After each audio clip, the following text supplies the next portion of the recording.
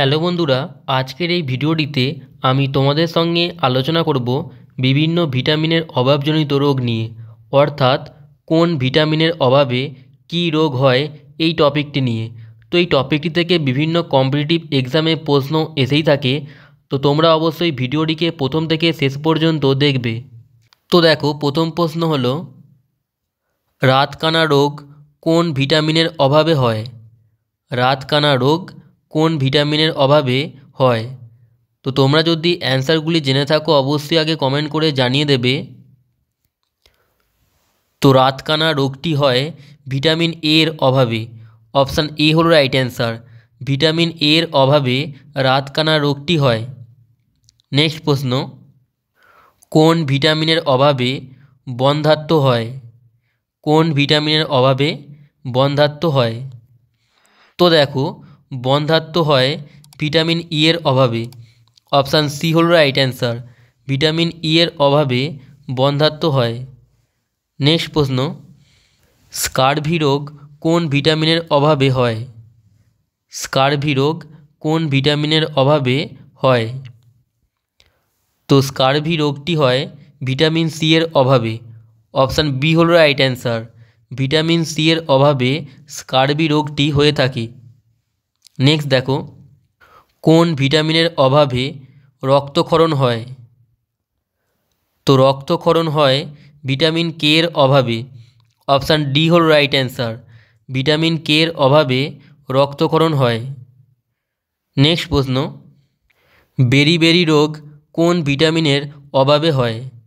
Beriberi রোগ কোন ভিটামিনের অভাবে হয়?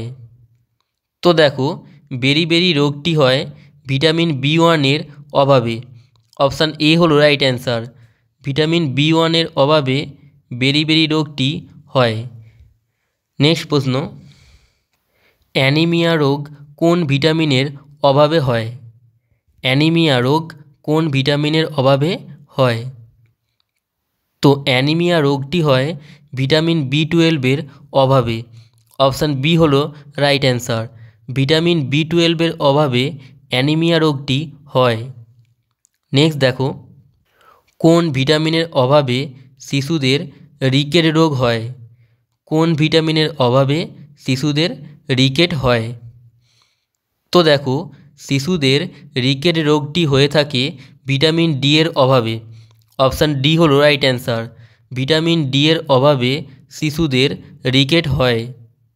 নেক্সট প্রশ্ন, পেলেগ্রা রোগ কোন ভিটামিনের অভাবে হয়? তো পেলেগ্রা রোগটি ভিটামিন বি3-র অভাবে হয়। অপশান সি হলো রাইট অ্যান্সার।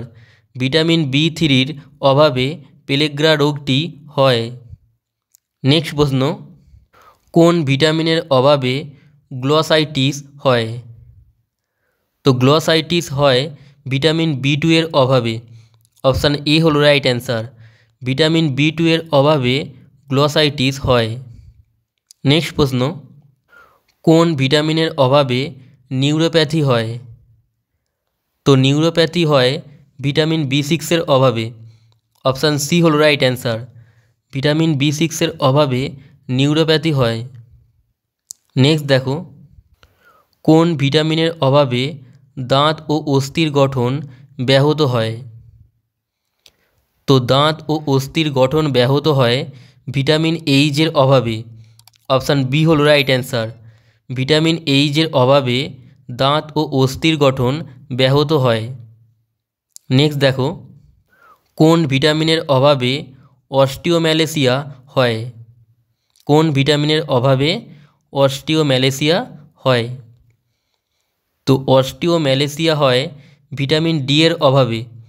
অপশান ডি হল রাইট অ্যান্সার।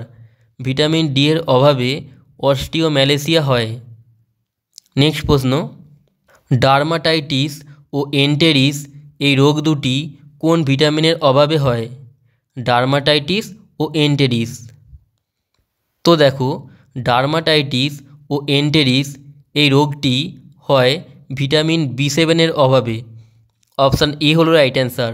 ভিটামিন বি7-এর অভাবে ডার্মাটাইটিস ও এন্টেরিস হয়।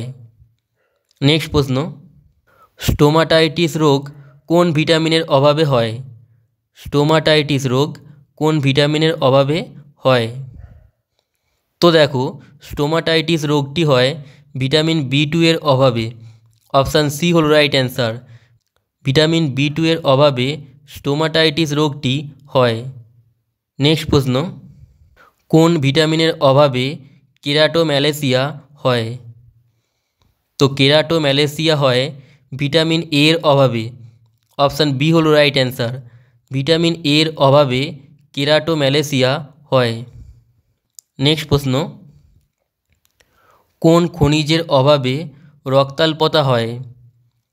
তো রক্তাল্পতা হয় আয়রনের অভাবে। অপশান ডি হল রাইট অ্যান্সার। আয়রনের অভাবে রক্তাল্পতা হয়। নেক্সট প্রশ্ন দেখো, কোন খনিজের অভাবে গলগণ্ড হয়? কোন খনিজের অভাবে গলগণ্ড হয়? তো দেখো, গলগণ্ড হয় আয়োডিনের অভাবে। অপশান এ হল রাইট অ্যান্সার। আয়োডিনের অভাবে গলগণ্ড হয়।